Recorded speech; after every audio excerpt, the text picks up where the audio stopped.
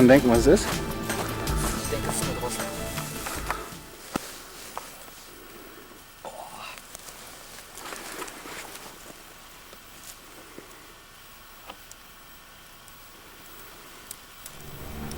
Ist echt zerquetscht, ne?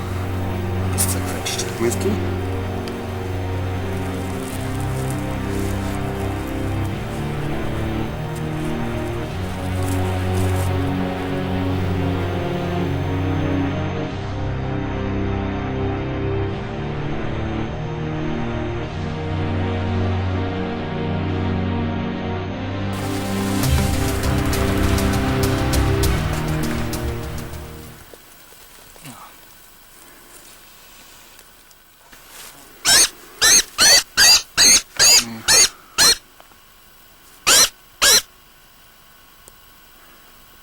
Hat keine Chance mehr, oder? Ich glaube nicht.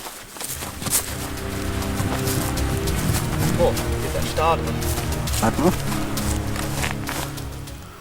Ein Toter? Nein, der lebt noch.